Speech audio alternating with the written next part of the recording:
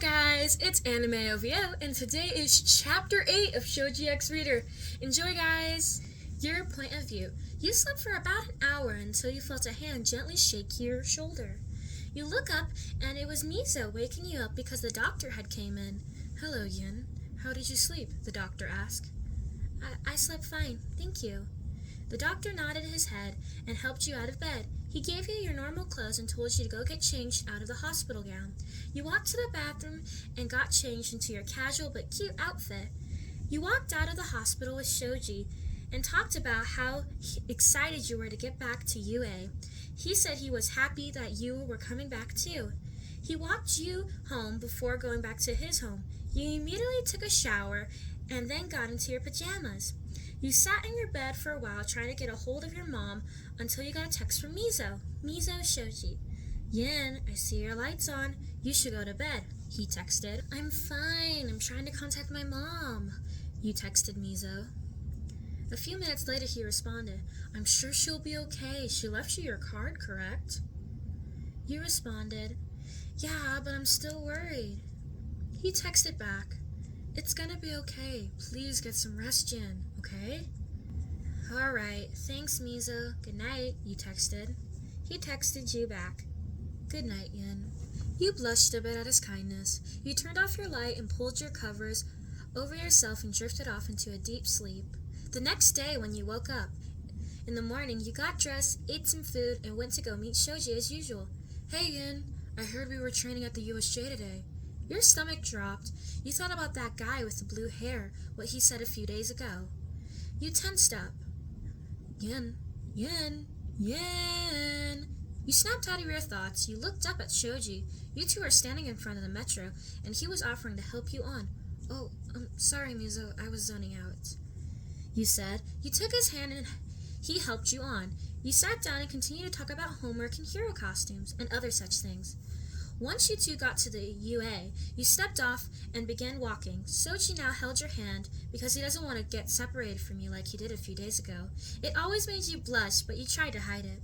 Once you finally made it to UA, the 1A students came over to ask how you had been and how the hospital was. Your point of view. Once the bell rang, the same boy teacher Aizawa walked in, and sure enough, Shoji was right. We were training at the USJ today. I got into my hero costume like everyone else, and we all got on the bus. I ended up sitting next to Ochako, and we talked about our hero costumes and such. Once we got there, the pro hero 13 talked to us and greeted us. On our way to the main training grounds, before anyone could do anything, a large purple portal appeared, and a bunch of scary people walked out. Kirishima seemed confused. I thought we were rescuing today. Oh, well, I enjoy kicking butt, too. Aizawa jumped in front of the group before anyone could do anything. Get back! These are real villains! You ran off trying to find somewhere to hide. When you felt a hand grip your wrist, you immediately screamed in agony. The person lifted up one finger, and the burning stopped. Yin! You heard Shoji call for you. He must have recognized your scream. Tisk, tisk, tisk. Let's go look for Izuku together, shall we? You saw the same blue-haired male drag you by your wrist, with 4 fingers touching it. He walked around with you for a while until he stopped in front of a group of students. Ah, there he is. Yin? Izuku looked perplexed. The blue-haired male looked back at you. You know what that means? Before you could say anything, he put his last finger down. Again, you were screaming in agony. Yin! Aizawa yelled your name. Tears were streaming down your face as you screamed in pain. He held his fingers down for about 30 seconds, and it was pure hell. Guys, You couldn't speak as the blue-haired male had cut you off by putting his fingers down again. As you were screaming, Miso attempted to run to you, but Aizawa held him back with his scarf. The blue-haired male moved his hands to your neck. Now, Izuku, come here, the man said. No, stay back! You yelled at Deku to stay back away from Shigaraki. Shigaraki rolled his eyes and slammed you onto the ground. Take her away. Useless anyways. I'll just have Stain kill someone. Your eyes widened as Stain was the villain your mother was chasing after. Shigaraki, let's go. Shigaraki nodded his head and waved to you, and he left. You held your wound and your wrist. Aizawa quickly rushed over to you. He needed to go fight, but left it up to Tenya Ida to take you back. Mizo insisted he come too, but he was incredibly strong so he could stay and fight. Once Ida had got you to safety to Recovery Girl and told her what happened, she called the authorities and All Might. She treated your wound, which was quite hard to do. You were extremely tired, and you fell asleep in her office. Once you woke up, you went to go find Shoji, who was sitting in the classroom getting your stuff. You rushed over to him and leaped into his arms. He was hesitant, but leaned into your hug, wrapping his many arms around you.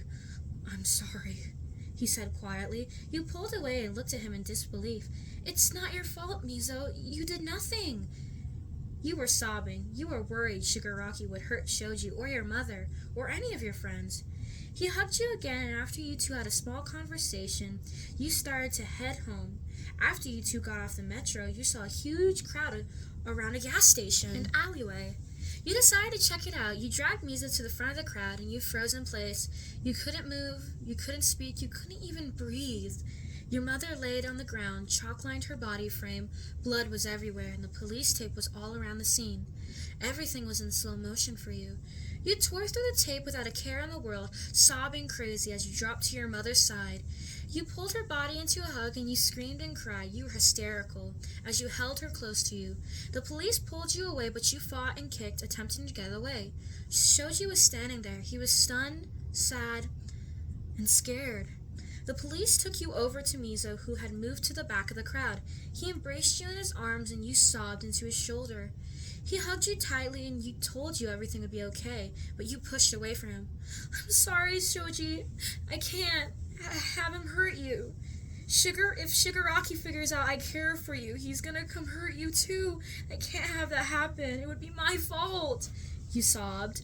He cupped your cheek. "He's not gonna hurt me again," he said.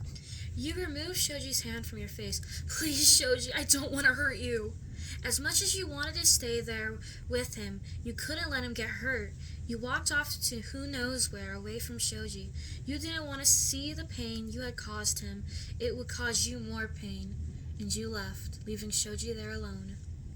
Wow, that was a tough chapter. Looks like Yin needs Shoji more than ever right now. Well, that's it for Chapter 8. I'll see you guys in Chapter 9. Bye, guys.